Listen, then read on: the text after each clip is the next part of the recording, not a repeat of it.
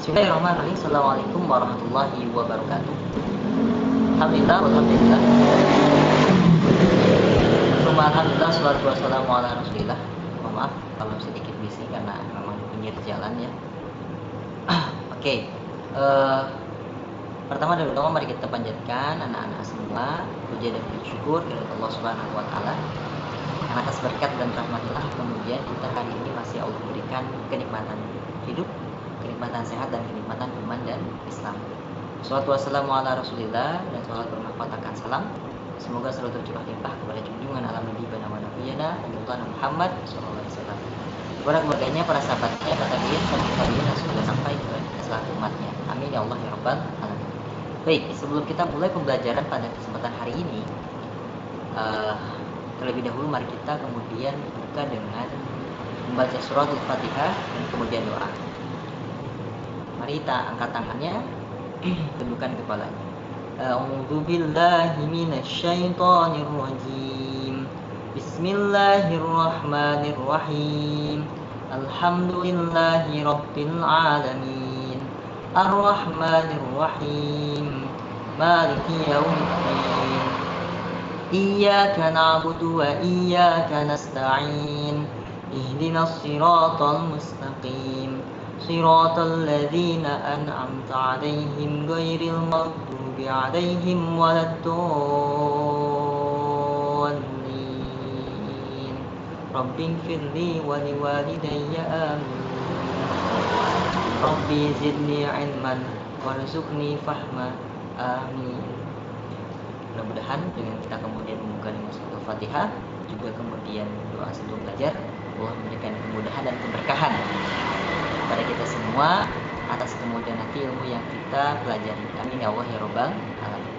Baik anak-anak, judul kita pada kesempatan hari ini adalah Amazing Quran.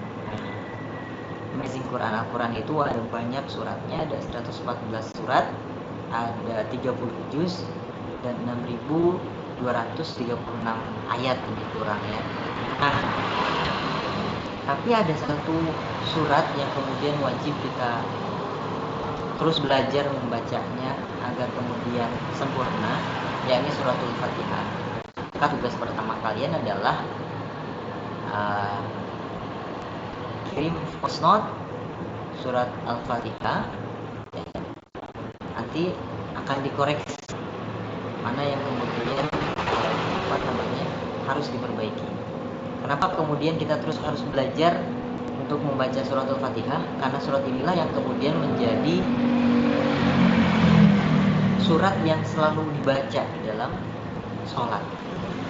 Sehari kita 17 rakaat. Yang perempuan yang tidak haid kan itu sholat wajib 17 rakaat dalam sehari itu dibaca, senantiasa dibaca. Bila kemudian kita berhenti belajar, maka ketika kita salah, alhamdulillah ya, Allah tidak mengampuni kita ya. Kemudian sholatnya tidak diterima ya. Kan itu tidak diharapkan oleh siapapun ya. Maka ada yang kemudian kita dimaklumi oleh Allah Subhanahu wa taala, mari senantiasa terus belajar. Maaf sedikit disingkat ya. Judul kita hari ini adalah Amazing Quran. Sebenarnya ini adalah lanjutan dari pertemuan sebelumnya, masih dalam bab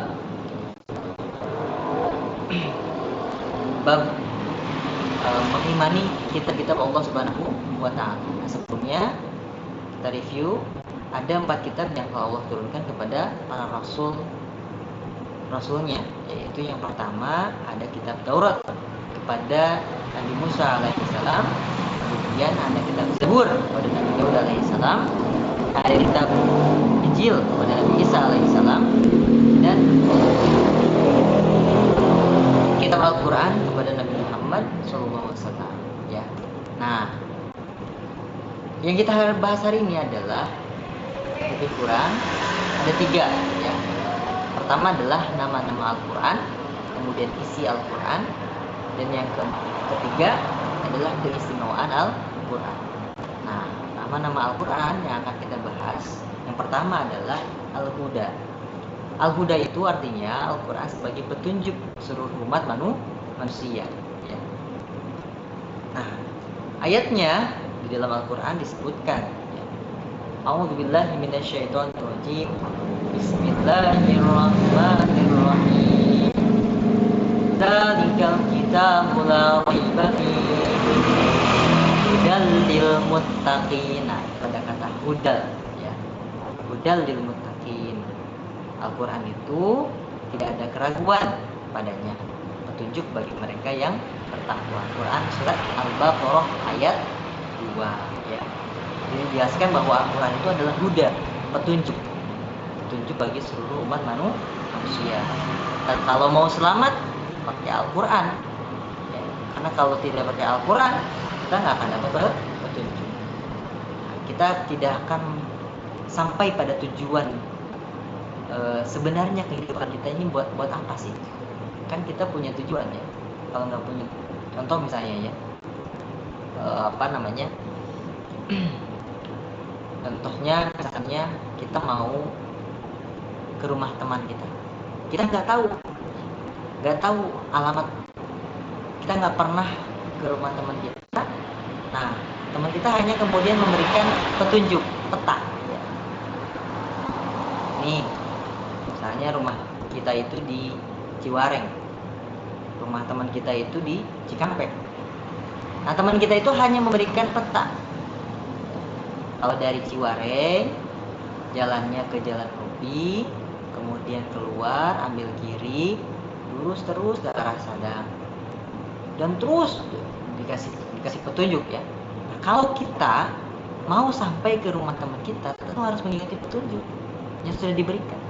Kalau tidak, kita nggak akan pernah sampai. Nah, ketika kita hidup di dunia, kita kemudian berharap nanti kelak akan sampai ke surga, maka tentang Al-Quran ya.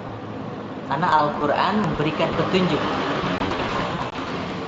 petunjuk agar kita kemudian sampai ke surga. Kedua, Al-Quran itu adalah Al-Furqan, artinya Al-Quran sebagai pembeda antara yang benar dan yang salah, yang baik dan buruk. Jadi Al-Quran ini Al-Furqan, nama lain Al-Quran adalah Al-Quran yang membedakan. Jadi akan terlihat jelas mana yang benar, mana yang baik, mana yang buruk. Nah, itu akan kita bisa ketahui ketika kita mempelajari Al-Quran. Kita membedakan. Apa dalilnya? Dalilnya adalah Quran surat Al-Furqan ayat 1. A'udzubillahi minasyaitonirrajim. Bismillahirrahmanirrahim. Tabarakalladzi nazzala al-Furqana 'ala 'abdihi liyakuna lil 'alamina nadhira. Allah yang telah menurunkan Furqan Al-Quran kepada hamba Nabi Muhammad SAW agar dia menjadi pemberi peringatan kepada seluruh alam jin dan manusia ya.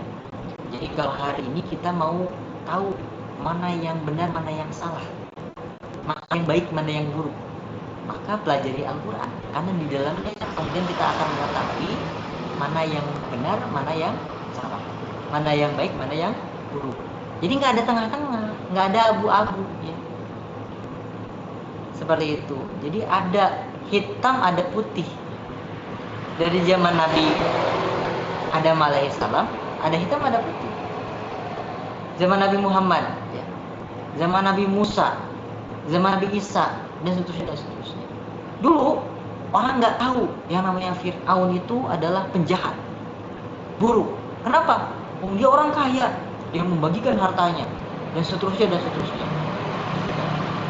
Tapi Al-Quran menjelaskan bahwa Fir'aun itu adalah pendurhaka kepada Allah Subhanahu wa Ta'ala. Dia tidak kemudian meyakini Allah Subhanahu wa Ta'ala, bahkan dia mengaku dirinya Tuhan. Dulu di zaman Nabi Musa, pengikut Nabi Musa itu lebih sedikit daripada pengikut Fir'aun. Tapi ketika kemudian kita melihat hari ini ya, membaca di dalam Al-Quran, jelas Fir'aun itu adalah bukan orang soleh, bukan orang yang benar, bukan orang yang baik. Fir'aun itu adalah orang kafir yang kemudian mengingkari Allah Subhanahu wa Ta'ala. Nah, Al-Quran itu adalah Al-Furqan yang membedakan mana yang benar, mana yang salah. Ya, seperti itu. Jadi ketika ada perselisihan di antara manusia, kembalilah kepada Allah Subhanahu wa taala. Ya, kita baca kembali firman-Nya, kita pelajari firman-Nya, Al-Qur'an itu. Kita melihat mana yang salah, mana yang baik, mana yang buruk. Seperti itu. Nah, kemudian Al-Quran itu punya nama lain Asy-Syifa, artinya Al-Quran sebagai obat, penawar dan penyembuh. Sebagaimana kemudian firman Allah Subhanahu wa taala di dalam Quran surat Yunus ayat 57. Ya. Wahai manusia, aku telah datang kepada pelajaran Al-Quran, ya, menyembuh penyakit yang ada dan petunjuk tentang ibadah. Nah, kata penyakit yang berada dalam dada itu bermaksud artinya dari kesamaran-kesamaran dan keraguan-keraguan, yaitu yang menghilangkan kejian dan kotoran yang ada Al-Quran.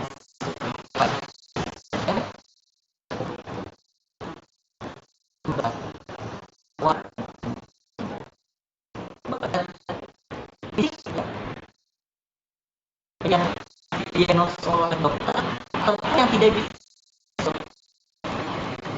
Penyakit sombong itu tidak bisa didiagnosis oleh dokter. Penyakit iri itu nggak bisa didiagnosis oleh dokter, oleh medis ya. Tapi Al-Quran jadi obat.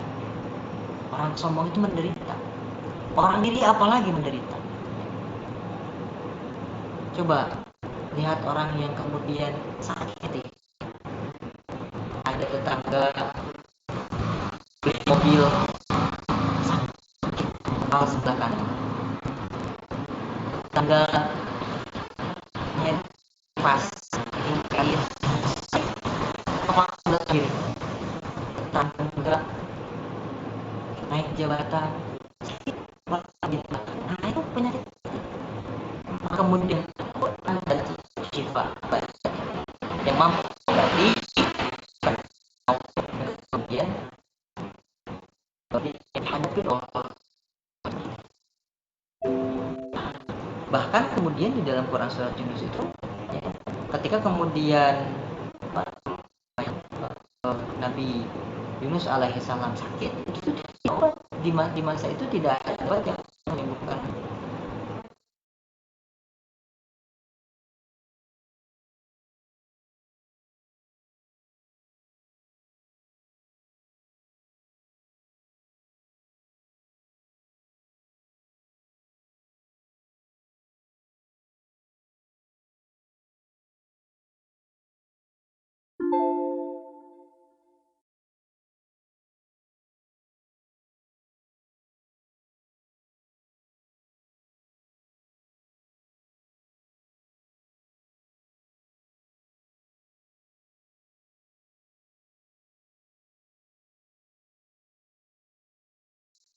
Al-Quran sebagai peringatan. Allah Subhanahu wa taala berfirman, "Inna nahnu nazzalna dzikra wa inna lahu lahafizun."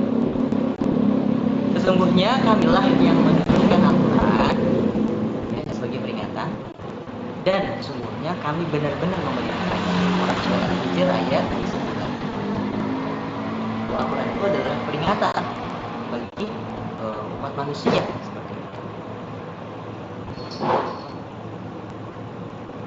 Nah,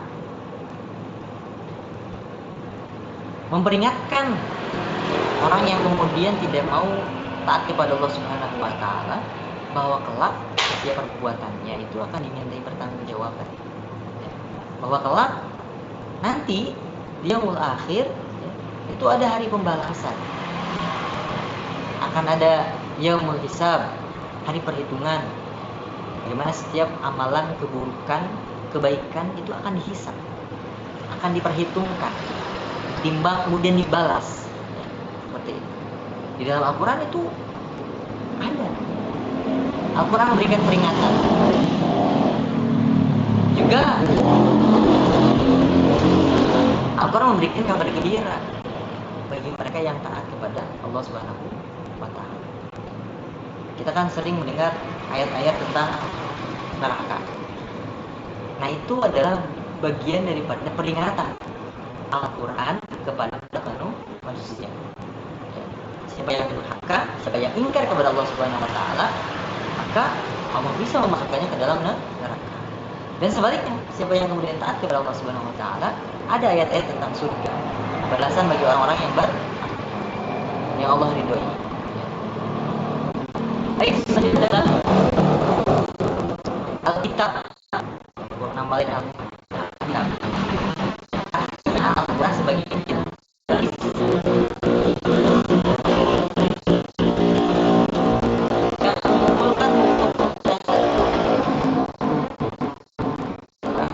Sebagai kitab bagaimana firman Allah Subhanahu wa taala, Bismillahirrahmanirrahim. Al kitab la Al-Quran ini tidak ada keraguan padanya, petunjuk bagi mereka yang bertakwa. Ya. Zalikal kitab Quran. Kitab. Pada surat Al-Baqarah ayat. Jadi di dalam ayat ini ada dua nama lain Al-Quran. Yang pertama adalah Al-Kitab, yang kedua adalah Al-Huda. Nah itulah 5. Dan sebenarnya ada lagi yang lain. Hari ini kita mempelajari berapa? Ada 5 ya, seperti itu.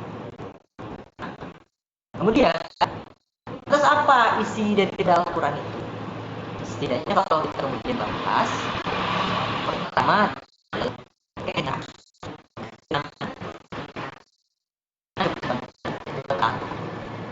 seperti itu.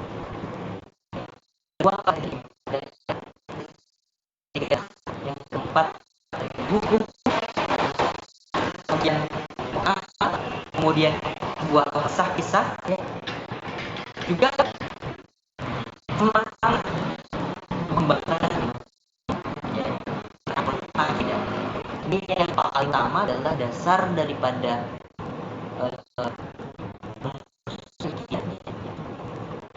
sebuah bangunan. Kalau tidak ada fondasi maka akan runtuh.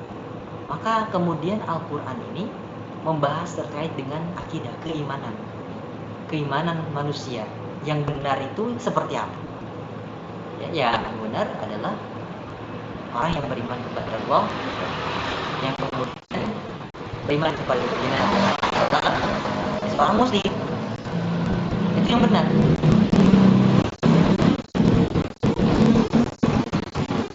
Kalau ini tidak benar,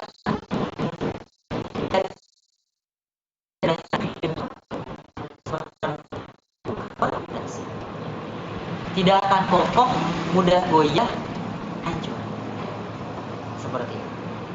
Yang kedua berkaitan dengan ibadah, baik mahdoh maupun ghairu mahdoh. Baik yang berhubungan langsung dengan Allah Subhanahu wa taala ataupun tidak, ataupun dengan manusia. Yang mahdoh itu seperti kita sholat, ya. Kemudian kita berpuasa dan seterusnya. Tapi yang ghairu mahdoh, ya, sesuatu yang menurut sebagian orang mungkin itu bukan ibadah, padahal termasuk ibadah. Misalnya apa? Misalnya adalah kemudian kita berbakti kepada kedua orang tua.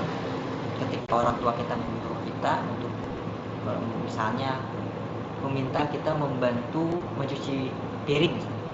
Nah, ketika diniatkan lillahi ta'ala maka itu jadi ibadah, ya. Seperti itu. Niatkan lillahi ta'ala, kita taat kepada Allah, kita taat. Jadi dan orang bisa, karena kemudian kita harus berbakti kepada orang, ibadah. Kemudian sesuatu yang kemudian kita ingin bernilai pahala harus berdasarkan dari Al-Quran. Kita begini dan begitu. Ada tata cara apa yang Allah ingin ibadah setiap orang sama semuanya. Ya, seperti itu dalam Al-Quran. Kemudian akhlak, hubungan manusia kepada Allah itu seperti apa? Kemudian kepada sesamanya dan kepada semesta. Ya. Jadi adab ya, dia ada adabnya. Sholat seperti apa baiknya, kemudian pada sesama manusia harus seperti apa ya, etikanya ya, pada tetangga dan seterusnya. Kemudian hukum ya, ini yang kemudian banyak orang tidak tahu ya. Mungkin terlewat. Yang kita biasa dengar adalah yang hukum pernikahan dan warisan. Ini jelas ada ya. Orang tanpa hukum Islam secara hukum Islam tolaknya tidak bisa seperti itu. Nah, bukan hanya pernikahan tapi juga ada warisnya. Pembagian harta dalam Islam ada, tapi kemudian misalnya ada seorang ayah meninggal, maka ada cara membaginya di dalam Al-Quran jelas seperti itu. Nah, begitupun aspek pemerintahan ya, politik itu juga kemudian diatur ya, ada di dalam Al-Quran. Kemudian muamalah itu berhubungan kepada sesama manusia dengan sesama manusia ya, jual beli ya, dan seterusnya. Kisah cerita Nabi dan Rasul, orang-orang soleh dan orang-orang ingkar. Di dalam Al-Quran banyak sekali kisah para Nabi dan Rasul. Kisah orang soleh seperti misalnya Luqmanul Hakim, keluarga Imran, tentang orang-orang soleh. Allah kasih contoh. Nih kalau mau selamat ikutin orang-orang. Ada juga orang ingkar, ulama misalnya diabadikan di dalam Al-Quran surat Al-Lahab. Ini yang ingkar seperti Firaun misalnya, Korun misalnya punya penata, kemudian Musa nggak mau mengeluarkan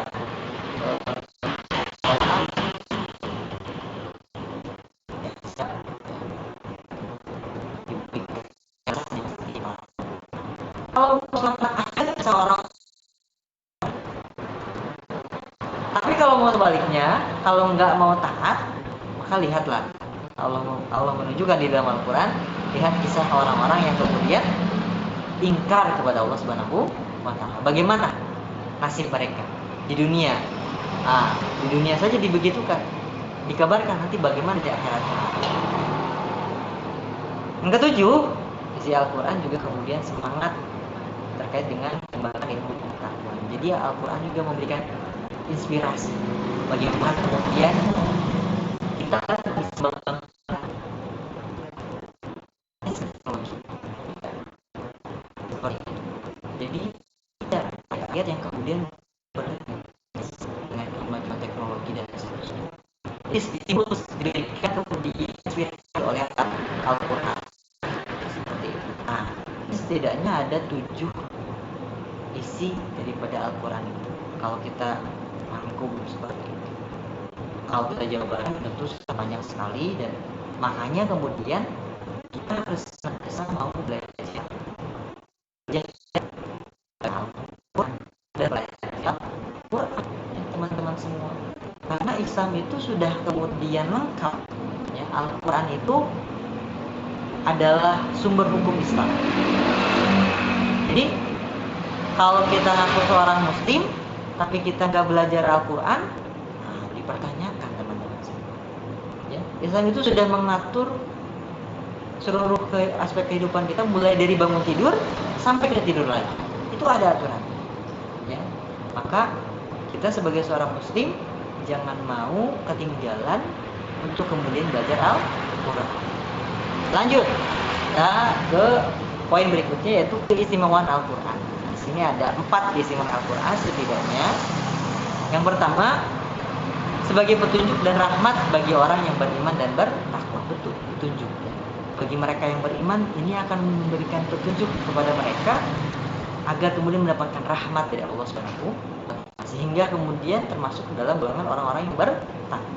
Kemudian Al-Quran kita terakhir jelas ya. Sampai hari ini ya, Allah Subhanahu wa Ta'ala menjaga kitab suci Al-Quran, bahkan sampai akhir nanti. Bayangkan, Nabi Muhammad SAW itu hidup 1400 tahun yang lalu. 1400 tahun yang lalu. Al-Quran ini diturunkan sebelum hijrah. Sebelum hijrah, sekarang 1442 Hijriah, tidak ada satu huruf pun yang hilang di dalam Al-Quran. Tidak ada satu huruf. Karena Allah kemudian menjaga Al-Quran ini, bahkan kemudian siapapun yang mempelajari ini dipermudah, sehingga kemudian Al-Quran ini kitab suci yang banyak dihafalkan oleh umat manusia. Luar biasa. Kalau ada orang bertekad menghafal Al-Quran, maka Allah mudahkan agar dia hafal Al-Quran. Maka lihat, ya, ada anak yang 4 tahun sudah hafal Al-Quran, yang 11 tahun sudah hafal Al-Quran, yang 7 tahun sudah hafal Al-Quran. Oh, Masya Allah, luar biasa. Banyak sekali ya hafiz Quran. Kalau bulan Ramadan kita suka lihat kan ya, suka lihat ada lomba tahfiz Quran di RCTI lah, di stasiun TV itu ada lomba menghafal Al-Quran. Masya Allah, luar biasa ya. Luar biasa itu. Banyak sekali anak-anak yang hafal Al-Quran. Seperti itu. Sekolah tahfiz di mana-mana ya. Allah yang menjaga keasliannya ya. Jadi walaupun sudah berusia 1000 tahun lebih, ternyata Al-Quran itu ya, sampai detik ini tidak ada perubahan sedikit. Nah, kemudian yang ketiga, Al-Quran itu paling tinggi derajatnya tidak sebanding dengan ide-ide manusia. Jadi ketika ada ayat di dalam Al-Quran yang berbenturan dengan kemudian ide manusia, maka ayat itulah yang lebih tinggi, yang harus diambil, bukan ide manusia. Contoh misalnya, kemudian di dalam Al-Quran itu ada perintah menutup aurat bagi perempuan dan laki-laki ya, tentu laki-laki perempuan juga harus menutup aurat. Nah, perempuan harus kemudian menutup rambutnya ya. Nah, ketika kemudian ada ide menutup rambut itu membuat gerah, itu penjajahan, itu mau menjadi perempuan, ide manusia, mana yang lebih tinggi yang harus diambil? Al-Quran dari Allah, dari yang menciptakan kita. Al-Quran itu kalamullah ya, kalamnya Allah, yang menciptakan Allah itu yang menciptakan kita. Maka ketika ada yang membenturkan Al-Quran dengan ide manusia, kita tidak ambil ide manusia, tapi ambil daripada perintah Allah Subhanahu wa Ta'ala. Karena tidak sederajat. Apa yang akan diterima oleh mereka yang kemudian memilih ide manusia? Kebinasaan ya. Perempuan gak tutup aurat itu berbahaya. Berbahaya untuk dirinya, untuk keluarganya, bagi dunia maupun di akhirat. Nah, seperti itu. Apalagi misalnya ada ide misalnya semua agama itu benar ya, padahal di dalam Al-Quran inna dina indallahil Islam, bahwa hanya Islamlah agama yang diridhoi oleh Allah Subhanahu wa Ta'ala, selainnya enggak Allah ridhoi. Nah, ada ide manusia tentang semua agama itu benar, ada ayat Al-Quran yang mengatakan bahwa hanya Islam agama yang benar. Maka ide mana yang diambil? Ayat Al-Quran atau ide manusia? Ayat Al-Quran ya, ayat Al-Quran. Karena tidak ada sedikit pun keraguan di dalamnya. Gak usah diragukan.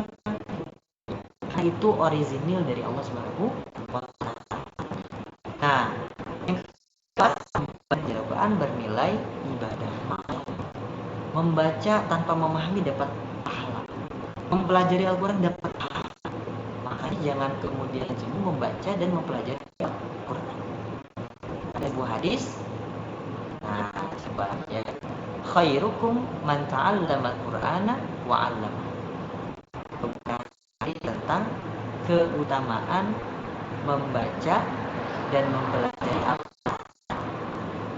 Apa pahala yang didapatkan orang kemudian membaca Al-Quran, dan apa keutamaan bagi mempelajari Al-Quran. Nah, itu tugasnya. Jadi ada dua. Pertama tadi apa, yang kedua gitu ya. Baik, itu anak-anak yang bisa kemudian saya sampaikan. Kurang lebihnya mohon maaf. Terima kasih. Assalamualaikum warahmatullahi wabarakatuh.